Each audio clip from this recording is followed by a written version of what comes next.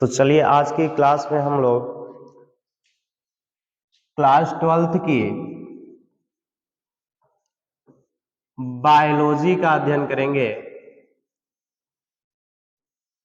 Class 12th की biology का अध्ययन करेंगे और यहाँ पे यूपी बोर्ड के बच्चे और प्लस नीट के बच्चे इस वीडियो को देख सकते हैं और यहाँ से पढ़ सकते हैं।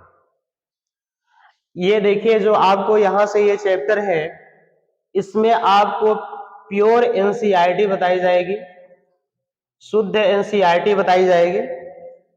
एक भी पॉइंट कहीं से एनसीईआरटी को स्किप नहीं किया जाएगा और यही आपके नीट का भी क्या है, सिलेबस है। ठीक है, आइए हम लोग बिना देरी के चैप्टर को प्रारंभ करते हैं।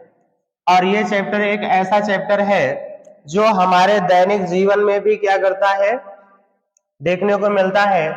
और ये चैप्टर का नाम क्या है, ह्यूमन हेल्थ एंड डिजीज, मानव स्वास्थ्य एवं रोग। अच्छा, यहाँ मानव का मतलब जैसे हम लोग हो गए ह्यूमन बीइंग्स, और यहाँ लिखा गया है स्वास्थ्य।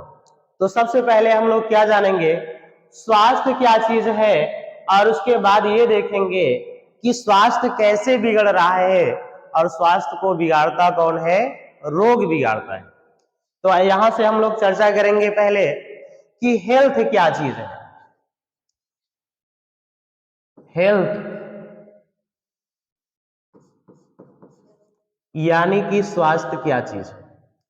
तो जब मानव का विकास हुआ उसके बाद वैज्ञानिक आए और यहां पे ये देखा गया एक ऑर्गेनाइजेशन है जिसे हम लोग WHO कहते हैं।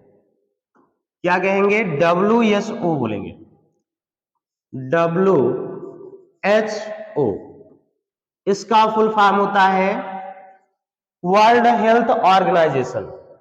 इसके अनुसार हेल्थ की डिफिनीशन बताई गई और ये बताया गया कि ये लक्षण, जो इन्होंने लक्षण को दिया और बताया कि ये लक्षण जिन व्यक्तियों के अंदर है वो हेल्दी है, अदरवाइज क्या है, अनहेल्दी है। और वो लक्षण क्या क्या क्या है, तो यहां से देखिएगा, पहला इन्होंने बताया कि कोई भी प्राणी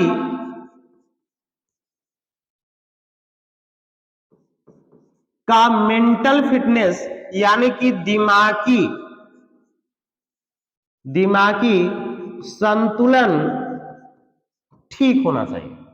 क्या ठीक होना चाहिए, मेंटल फिटनेस। यानी कि पहला पॉइंट इसमें यह है, किसी व्यक्ति का दिमागी संतुलन क्या है, ठीक है। और दूसरा पॉइंट क्या है यहाँ पे, वह प्राणी होना चाहिए सामाजिक होना चाहिए। उस प्राणी को कैसा होना चाहिए, सामाजिक होना चाहिए। तीसरा पॉइंट यह है कि उसका शरीर ना ही दुर्बल हो और ना ही अत्यधिक मोटा हो, यानी कि ना पतला हो और ना मोटा हो। तो दिमागी संतुलन ठीक होना चाहिए, सामाजिक कल्चर ठीक होना चाहिए, दुर्बल या तो मोटा नहीं होना चाहिए। ऐसा किसने बताया, WHO ने बताया। दिमागी संतुलन का मतलब क्या है, जैसे हम लोग क्या देखते हैं, कोई पागल है, पागल क्या करता है, बिना कारणवश किसी को क्या करेगा, गाली देगा या तो परेशान करेगा, तो आप इसे क्या कहेंगे कि उसका दिमाग क्या हो गया है, खिसक गया है, यानी कि वो क्या है, पागल है, अर्थात उसका क्या है, दिमागी संतुलन ठीक नहीं है। तो यहां पे बताइए, दिमागी संतुलन ठीक होगा तब उसे हम लोग हेल्दी बोलेंगे। सामाजिक कल्चर का मतलब क्या हुआ, जैसे जो भी रिलेशन बनाए गए हैं, जैसे मान लीजिए मामा, मामी, चाचा, चाची, और भी रिलेशंस होते हैं। जैसे ये रिलेशंस बनाए गए हैं, बताए गए हैं, तो बताइए, जैसे मान लीजिए कोई व्यक्ति है, वो मामा को मामी बोल दे या फिर चाची को क्या बोल दे, मामी बोल दे। तो आप उस व्यक्ति को ये कहेंगे इसको समाज के बारे में ज्ञान नहीं है। ठीक है, जैसे मान लीजिए कोई भाभी है,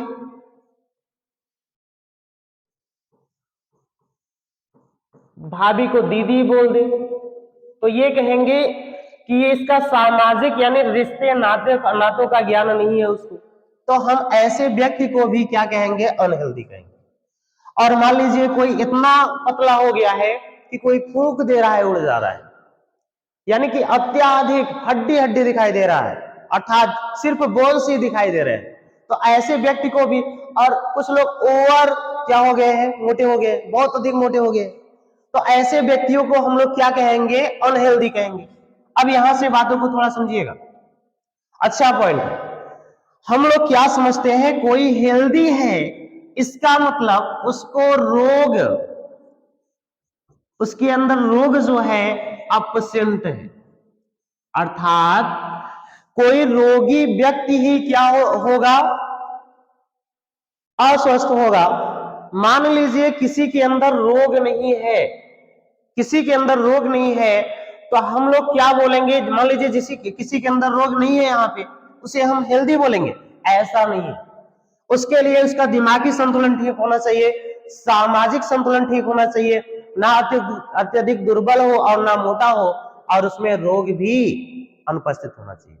और जो ये पॉइंट है ऊपर के, ये 3 पॉइंट, दिमागी संतुलन किसी का कब खराब होता है, ये कहां से है, ब्रेन से, ब्रेन से। और ये सामाजिक संतुलन किसी का कब खराब होता है, जब समाज के बारे में ज्ञान नहीं होता है। और दुर्बल या मोटा, इससे कहां से है, रोग से मतलब है। तो ये WHO ने बताया कि कोई भी प्राणी क्या है, स्वस्थ है, उसकी स्वस्थ की डिफिनीशन यहां पे बताया है। ठीक है, यानी कि स्वस्थ की डिफिनीशन यहां पे बताई गई है, दिमागी संतुलन से, सामाजिक व्यवहार से, दुर्बल और मोटापन से, और रोग की अनुपस्थिति। इससे किसने बताया, WHO ने बताया, वर्ल्ड हेल्थ ऑर्गेनाइजेशन ने बताया। ठीक है, ये तो हेल्थ की डेफिनेशन हुई। इसके बाद हम लोग चर्चा करेंगे थोड़ा सा कि वास्तव में जब ह्यूमन बीइंग की उत्पत्ति हुई तब का माहौल क्या था, तब कैसे ये डिफाइन किया जाता था कि रोग क्या चीज है। ठीक है, रोग क्या चीज है, उसके बाद में यहां से थोड़ा हम चर्चा करेंगे रोग के बारे में। इसके बारे में, रोग यानी कि डिजीज क्या है। मानव स्वास्थ्य का मतलब हम लोग समझ चुके हैं, दिमागी संतुलन ठीक होना चाहिए, यानी जिसे मानसिक संतुलन भी कहते हैं, सामाजिक व्यवहार भी होना चाहिए, उसके अंदर सामाजिक प्राणी होना चाहिए वो, और उसके बाद रोग अनुपस्थित होना चाहिए, और ना वह व्यक्ति अत्यधिक मोटा हो और ना ही पतला हो। तो यहां से हम बात करेंगे यहां से रोग के बारे में। तो हम लोग यहाँ पे रोग को डिफाइन करेंगे। तो देखिए, जैसे मान लीजिए कोई व्यक्ति रोगी नहीं है, तो उसे क्या कहेंगे, सामान्य, सामान्य व्यक्ति। और जिसको रोग हो जाएगा वो हो जाएगा असामान्य। मान लीजिए ऐसा कोई व्यक्ति है जिसमें रोग है, तो वह व्यक्ति क्या है, असामान्य है। किन मामलों में है, यहां से बातों को हम चर्चा करेंगे। तो हम लोग यहाँ पे ये सीखे, सामान्य व्यक्ति का असामान्य व्यक्ति में जो परिवर्तन है वो किसके द्वारा होता है, रोग के द्वारा होता है। अच्छा, सामान्य व्यक्ति का मतलब ये होता है कि जो भी क्रियाएं हैं इस बॉडी के अंदर, जो भी फंक्शंस हो रहे हैं, जो भी कार्य हो रहे हैं, वो क्या हो, अच्छे रूप से हो, यानी कि क्रमित रूप से हो। जो जिस ऑर्गेन का जो कार्य है वो ऑर्गेन अच्छे तरीके से कार्य करे। लाइक एस, जैसे हम कहें कुछ ऑर्गेन्स है हमारे बॉडी के अंदर, कुछ ऑर्गेन्स है, लाइक एस आपका हार्ट हो गया, स्टोमच हो गया, या ब्रेन हो गया, ETC, ये सब अच्छे तरीके से कार्य करने चाहिए।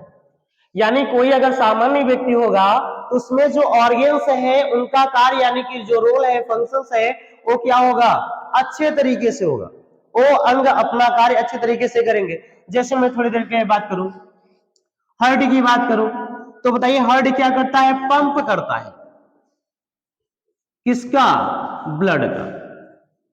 क्या करता है, ब्लड का क्या करेगा, पंप करेगा।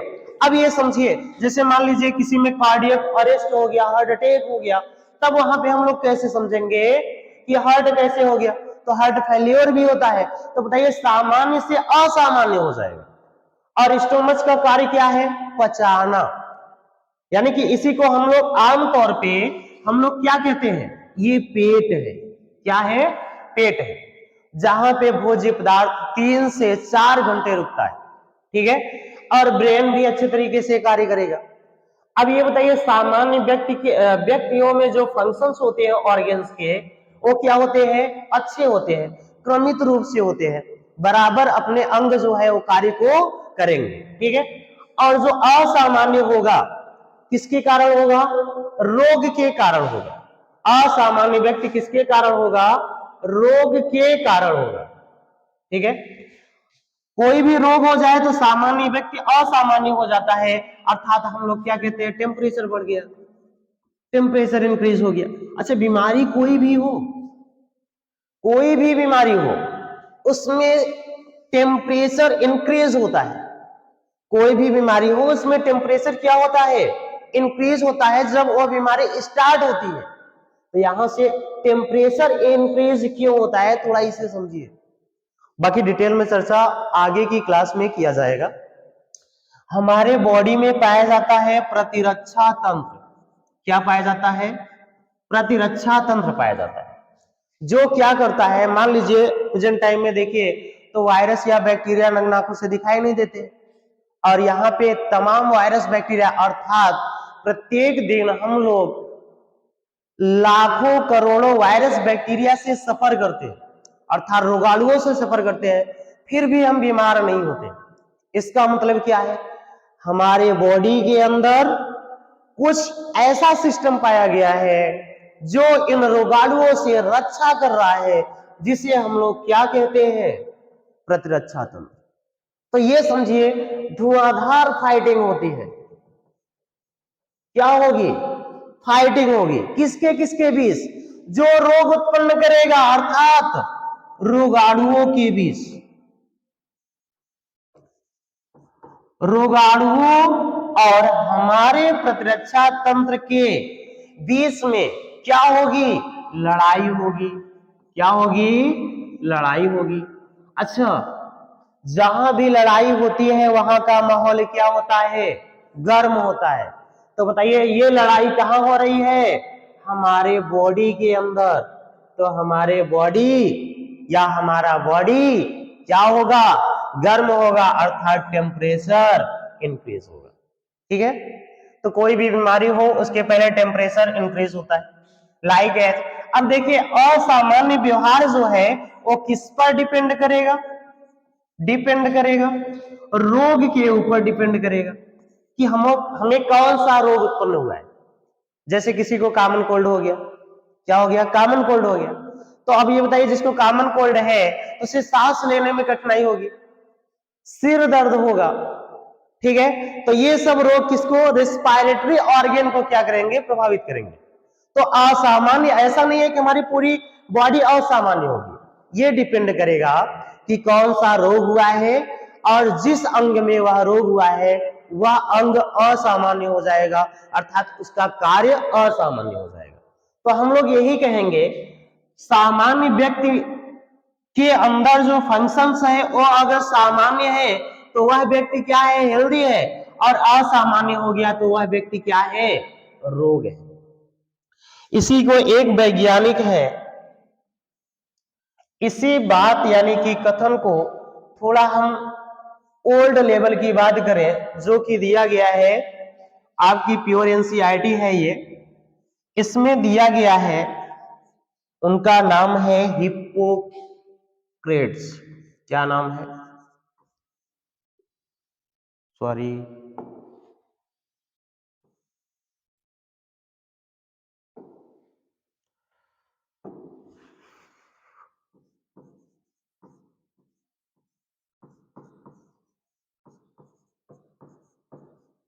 इन्हें हिप्पोक्रेटस भी कहते हैं। ठीक है, हिप्पोक्रेट्स यानी कि हिप्पोक्रेटस भी कहते हैं। अच्छे तरीके से बातों को समझिएगा थोड़ा। जो ये वैज्ञानिक है हिप्पोक्रेट्स, इन्होंने बताया, देखिए ये ओल्ड बात है, जब रोग होता था पुराने जमाने में तो दो ही रोग होता था, या कह लीजिए एक ही रोग होता था। क्या उतनी समय वायरस बैक्टीरिया ना के बराबर थे, वायरस और बैक्टीरिया क्या थे, ना के बराबर थे। तो ये वैज्ञानिक ने क्या बोला, रोग को क्या कैसे डिफाइन किया, इन्होंने कहा हमारे शरीर के अंदर बाइल है, बाइल यानी कि पित्त, हमारे बॉडी के अंदर क्या है, बाइल यानी कि पित्त है। और इस पित्त का रंग दो होता है, ब्लैक और येलो, ब्लैक और येलो। यानी कि ऐसा कोई व्यक्ति इन्होंने देखा, कुछ व्यक्तियों में ब्लैक बाइल था, कुछ व्यक्तियों में येलो बाइल था, और जिसका बाइल ब्लैक था इन्होंने कहा वो रोगी है, क्या है, रोगी है। और जिसमें येलो बाइल था वो क्या है, रोगी नहीं है, रोगी नहीं। अर्थात ब्लैक बाइल वाले प्राणी रोगी होते हैं, उनके शरीर का ताप, शरीर का ताप, शरीर का ताप इंक्रीज होता है। और वैसे तो हमारे बॉडी का टेम्परेचर कितना होता है, और बॉडी, हमारे बॉडी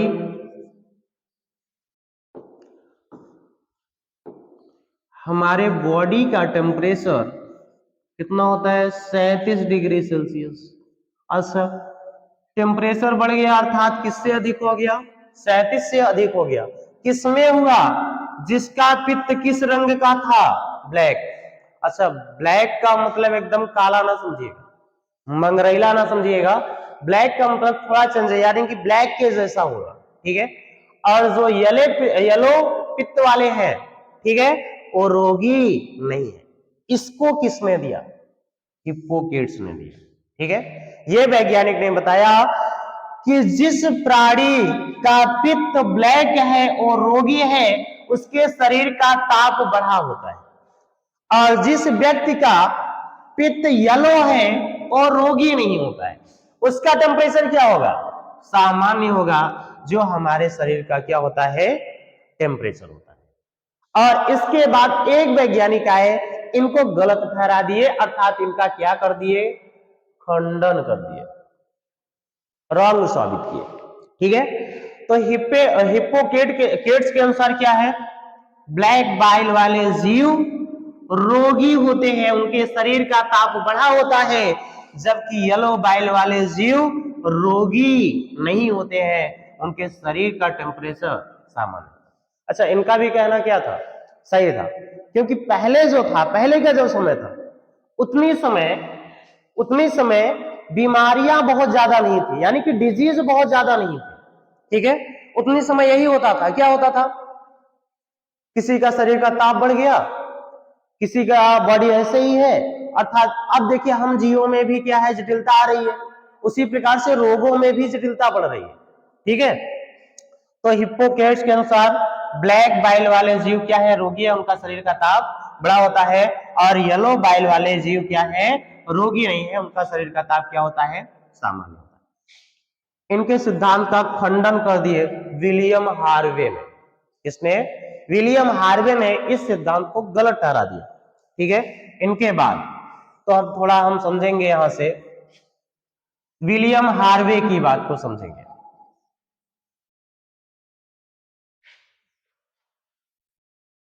यानी कि विलियम हार्वे,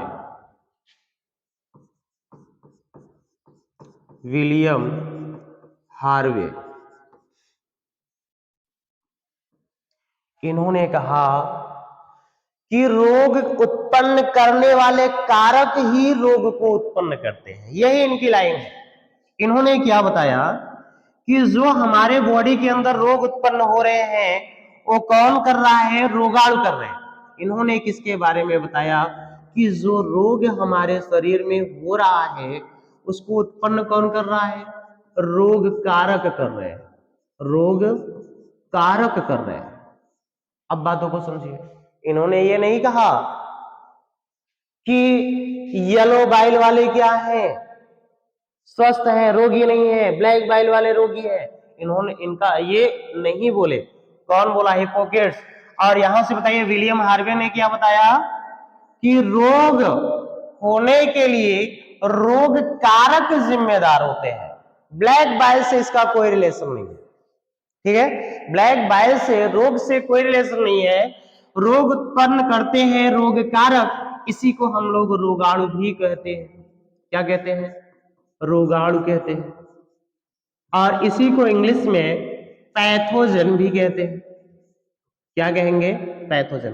तो चाहे रोग कारक कहिए, चाहे रोगाणु कहिए, चाहे पैथोजन कहिए, विलियम हार्वे के अनुसार यही कहा जाएगा कि रोग उत्पन्न ऐसे ही नहीं होते हैं, रोग को उत्पन्न करने वाले कोई कारक होते हैं जिसे क्या कहा जाता है? रोग कारक।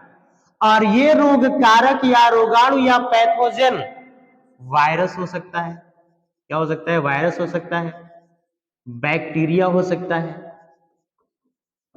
वायरस हो सकता है, बैक्टीरिया हो सकता है, फंजाई हो सकता है, प्रोटोजोवन हो सकता है, प्रोटोजोआ, ईटीसी। ठीक है, रोग कारक के रूप में ये आ सकते हैं, क्योंकि आप लोग क्लास 11th की बायोलॉजी में सेकेंड चैप्टर में पढ़े होंगे, मोस्टली बैक्टीरिया आर हार्मफुल। इसका मतलब अधिकांश बैक्टीरिया क्या होते हैं? हानिकारक होते हैं। ये लाइन आपके नीट में पूछी गई है। यहाँ पे इन क्वेश्चन का भी डिस्कस होगा जो आपके नीट में आए हुए हैं। ठीक है, तो बताइए रोग उत्पन्न करने के लिए क्या जिम्मेदार होते हैं? रोग कारक जिम्मेदार होते हैं, जो वायरस, बैक्टीरिया, फंजाई या प्रोटोजोआ हो सकता है। ठीक है, यहां से अब देखा जाएगा रोग के बारे में, तो यहां को बातों को समझिएगा।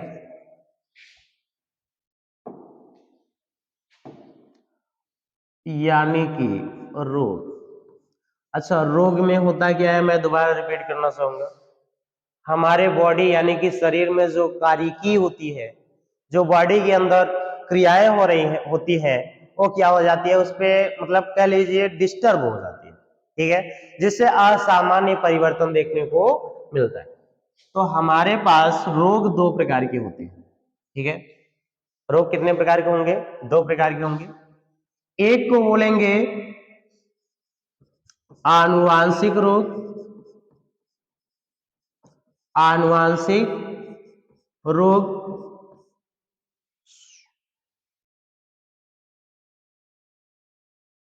दूसरे को बोलेंगे उपार्जित रोग, उपार्जित रोग, उपार्जित रोग, आनुवांशिक रोग और उपार्जित रोग, उपार्जित रोग। ठीक है, genetical disorder, acquired disorder, disorder कह लीजिए, डिजीज कह लीजिए, एक ही बात है। ठीक है, अच्छा यहां पे हम लोग चर्चा करेंगे आनुवांशिक रोग। जो आनुवांशिक रोग होते हैं बिफोर बर्थ होते हैं, बिफोर बर्थ होते हैं, यानी कि ऐसे रोग जो जन्म से पहले ही होते हैं। कोई भी बेबी जो है अपने मां के गर्भ में है तभी से ये रोग हो जाते हैं गुणसूत्र के द्वारा। लाइक एज, जैसे आप लोग कभी पढ़े होंगे डाउन सिंड्रोम,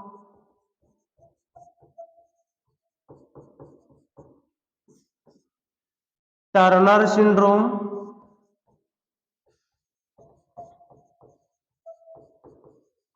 और वर्णांधता वगैरह, ईटीसी। यानी कि जो जन्म से ही हुए होते हैं, जन्म के पहले होते हैं, उसे ही क्या कहते हैं? आनुवांशिक रोग। और पीढ़ी दर पीढ़ी ये जाएंगे। दरअसल ये तो किन्नर इसे हम लोग बोलते हैं।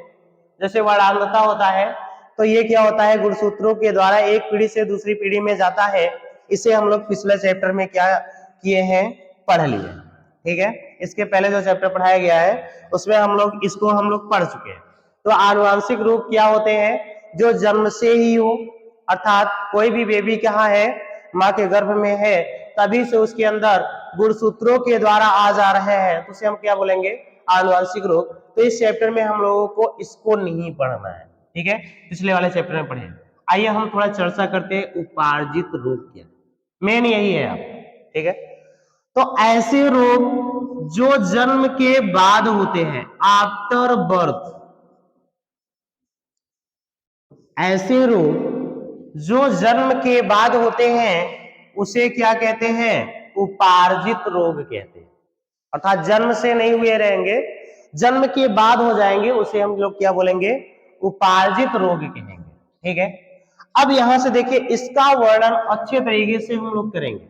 उपार्जित रोग यानी कि मान लीजिए कोई भी, जैसे हम ही लोग हैं, जो रोग हम लोगों में, जैसे वरांध कोई व्यक्ति है, तो ये कहां से आएगा, फादर से आएगा, अर्थात मम्मी से आएगा, मम्मी से आएगा, या तो कहां से आएगा, पापा से आएगा। ठीक है, इन दोनों से मिलकर कोई भी रोग आता है।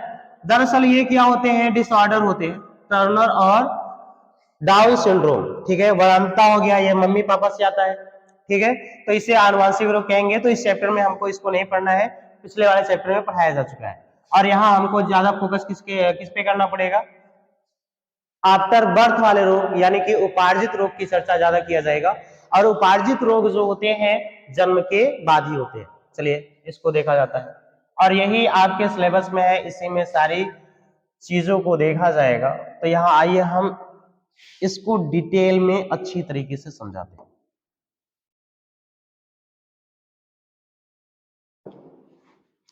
देखिए हमको क्या देखना है अब, उपार्जित रोग, उपार्जित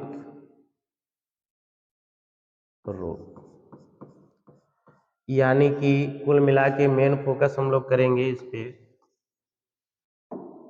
उपार्जित रोग पर।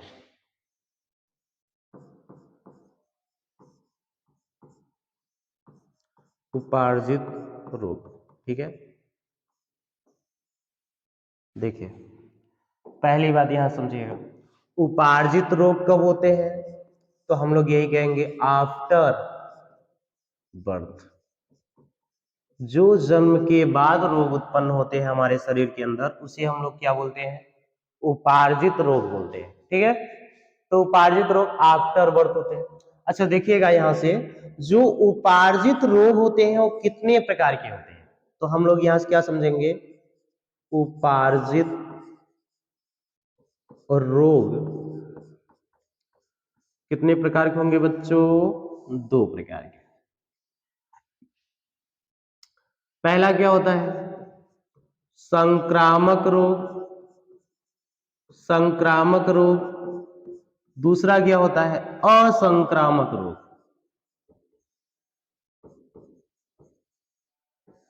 असंक्रामक रोग। तो हम लोगों को मिला अभी से कि उपार्जित रोग कितने प्रकार के होंगे, 2 प्रकार के, संक्रामक और असंक्रामक रोग। अच्छा यहां से देखिएगा, जो उपार्जित रोग है उसके कितने प्रकार हैं, 2 प्रकार है, संक्रामक और असंक्रामक रोग। तो सबसे पहले हम लोग ये समझेंगे संक्रामक रोग किसे कहेंगे, और उसके बाद समझेंगे असंक्रामक रोग किसे कहेंगे। देखिए संक्रामक रोग उस रोग को कहते हैं, संक्रामक रोग उस रोग को कहते हैं जो छुआछूत से फैले, छुआछूत से फैले। अर्थात देखिए छुआछूत से फैलेगा तो, बट खास बात को समझिएगा थोड़ा, छुआछूत से फैलेगा तो, लेकिन इसको उत्पन्न मतलब कुल मिला के बेस्ड क्या है, यानी किस बेसिस पे बताया गया है, तो आप यही बताएंगे रोगाणु, और रोगाणु से रिलेशन है इसका। ठीक है, रोगाणु से रिलेशन है। और यहां से हम लोग क्या कहेंगे, यहां से ये छुआछूत से फैलेगा, लाइक एज संक्रामक रोग, लाइक एज जैसे हम लोग क्या कहते हैं, संक्रामक में क्या कहते हैं, कोरोना हो गया, कोरोना। अभी हम लोग देखे हैं 2019 में जब कोरोना आया था, अच्छा कोई बाहर से व्यक्ति आ रहा है तो बताइए क्या करते थे, 21 दिन या 14 दिन का क्या करते थे, क्वारंटीन करते थे, उसे घर में एंट्री नहीं करने देते थे, क्योंकि वो दूसरे को स्पर्श करेगा तो क्या हो जाएगा, संक्रमण हो जाएगा कोरोना का। और क्या हो गया, सामान्य सर्दी, सामान्य सर्दी, ठीक है। ईटीसी बहुत रोग है, आगे चल के अभी रोग की ही चर्चा होगी यहाँ पे। तो बताइए उपार्जित रोग दो प्रकार के आपके आए, संक्रामक रोग और असंक्रामक रोग। संक्रामक रोग किसे कहेंगे, जो छुआछूत से पहले, जैसे मान लीजिए किसी को सामान्य सर्दी हुई है, वो क्या करे, आपको फैला दे, टच कर दे, या तो जो भी पेन या कॉपी का इस्तेमाल कर रहा है उसे आप छू ले, और ये सामान्य सर्दी होती है किसकी वजह से, तो हम लोग यही जानते हैं राइनो वायरस द्वारा होती है। तो राइनो वायरस चला जाएगा और क्या कर देगा, उस व्यक्ति को भी सामान्य सर्दी उत्पन्न कर देगा, यानी कि जो संक्रमण से फैले वो क्या है, संक्रामक रोग। असंक्रामक रोग यानी कि इस जो संक्रमण से ना फैले, संक्रमण से ना फैले, फैले उसे क्या कहेंगे हम लोग, असंक्रामक रोग, ठीक है, क्या कहेंगे, असंक्रामक रोग कहेंगे। अच्छा इसमें क्या आएगा, रतौंधी आएगा। अब बताना, रतौंधी मतलब रात में स्पष्ट दिखाई ना देना। अब ये बताना, अगर ये संक्रामक रोग होता है रतौंधी, तो बताइए जिससे जिससे इसकी ईर्ष्या होती, क्या करता जाता, छू लेता उसको, और छूने से क्या हो जाता, जिसको छूता उससे भी क्या हो जाता, रतौंधी हो जाता। आप सभी जानते हैं, जैसे मान लीजिए कोई भी रतौंधी का पेशेंट है, तो उसको छूने से या ना छूने से संक्रमण नहीं फैलता है। बताओ कैंसर कैसे फैलता है, ये भी क्या है, असंक्रामक रोग है। तो हम लोगों ने देखा उपार्जित रोग कितने प्रकार के होते हैं, दो प्रकार के होते हैं, संक्रामक और असंक्रामक। संक्रामक रोग उसे कहते हैं जो संक्रमण द्वारा फैले, अर्थात छुआछूत से फैले। ये किस पे बेस्ड होता है, रोगाणु।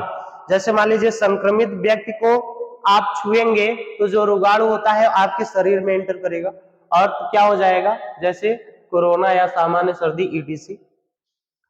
असंक्रामक रोग किसे कहते हैं, जो संक्रमण के द्वारा न फैले उसे क्या कहेंगे, असंक्रामक रोग कहेंगे, जैसे रतौंधी और कैंसर होता है, ठीक है, ये चीज हो गया। अब देखिए यहां पे चर्चा किया जाएगा, सिर्फ एक रोग को पढ़ा जाएगा आज की क्लास में, सिर्फ एक रोग को पढ़ा जाएगा, वह है आपका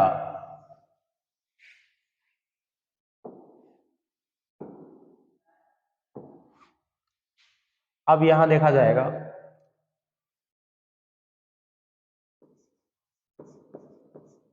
मानव में सामान्य रोग, सामान्य रोग, मानव में उत्पन्न होने वाले या जो मानव में पाए जाते हैं ऐसे रोगों की चर्चा यहाँ पे की जाएगी।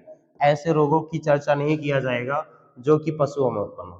तो पहला आपका हम लोग क्या है, टाइफाइड, क्या है, टाइफाइड है पहला हम लोगों का रोग है, टाइफाइड। इसे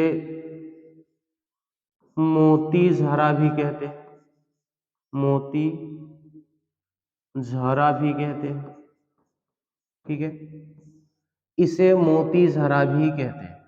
टाइफाइड को क्या कहेंगे, मोती झरा के नाम से भी जाना जाता है। देखिए टाइफाइड जो होता है किसके द्वारा उत्पन्न होता है, तो हम लोग कहेंगे किसके द्वारा, बैक्टीरिया के द्वारा उत्पन्न होता है। टाइफाइड रोग किसके द्वारा उत्पन्न होगा, बैक्टीरिया के द्वारा उत्पन्न होगा।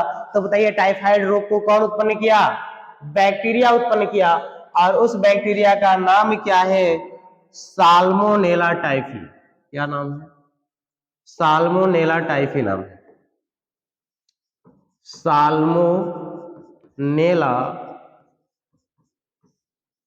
टाइफी। तो बताना यहां से ये क्या हो गया, ये हो गया आपका रोगाणु।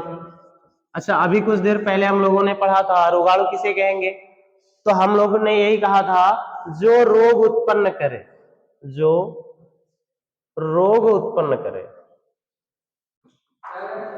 जो रोग उत्पन्न करे उसे रोगाणु कहेंगे। ठीक है, तो बताइए साल्मोनेला टाइफी क्या हो गया, रोगाणु हो गया। यह बताइए क्या उत्पन्न कर रहा है, टाइफाइड रोग उत्पन्न कर रहा है। ठीक है, तो ये क्या हो गया, रोगाणु हो गया। अब देखिए ये कैसे जाएगा, बातों को अच्छी तरीके से समझिएगा। ये अशुद्ध जल, अशुद्ध जल और भोजन के द्वारा, अशुद्ध जल और भोजन के द्वारा कहां जाएगा, हमारे बॉडी के अंदर, शरीर के अंदर प्रवेश करेगा।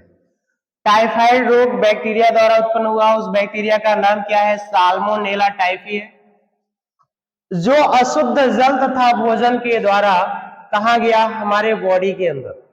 अच्छा, बॉडी के अंदर जाएगा तो पहुंचेगा, मुख से खाएंगे भोज्य पदार्थ को, संक्रमित पदार्थ को किससे खाएंगे, मुख से खाएंगे, और वहां से होते हुए आमाशय से होते हुए कहां जाएगा, छोटी आंत में।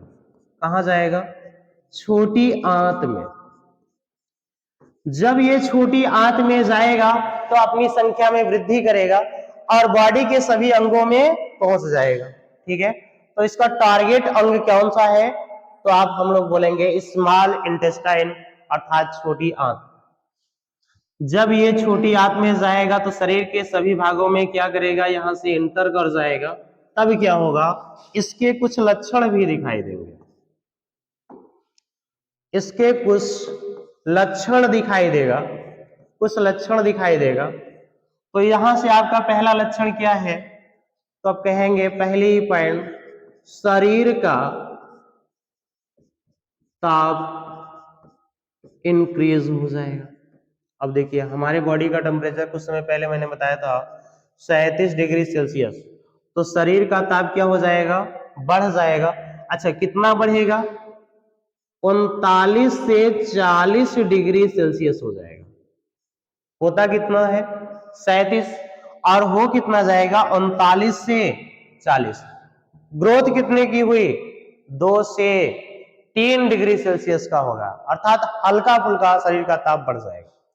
और जब शरीर का ताप बढ़ेगा तो दूसरा पॉइंट क्या है, आमाशय में दर्द होगा, आमाशय में दर्द होगा, यानी कि स्टोमच पेन होगा।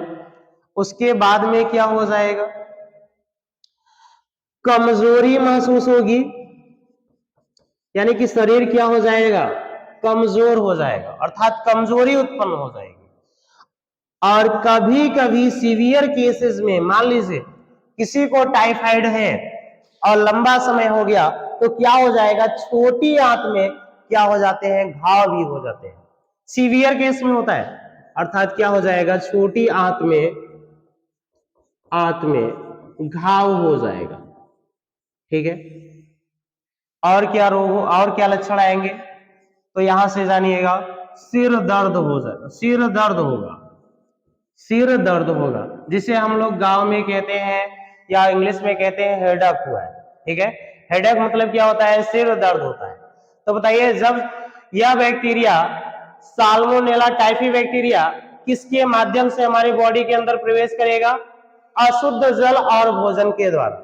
अच्छा, यहाँ अशुद्ध का मतलब ये हुआ कि उस जल और भोजन में क्या है, साल्मोनेला टाइफी है, और इसके द्वारा ये हमारे बॉडी के छोटी आंत में पहुंचेगा और छोटी आंत में क्या करेगा, ग्रोथ करेगा, और ग्रोथ करने के बाद क्या हो जाएगा, ऐसे लक्षण दिखाई देगा, शरीर का ताप बढ़ा देगा, आमाशय का दर्द होगा, कमजोरी होगी, सीवियर केस में छोटी आंत में घाव होगा, और क्या होगा, सिर दर्द होगा।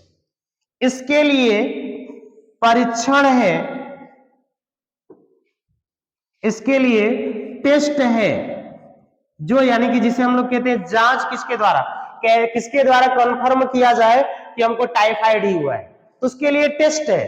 ठीक है, उस टेस्ट का नाम है विडाल टेस्ट, विडाल टेस्ट यानी कि परीक्षण।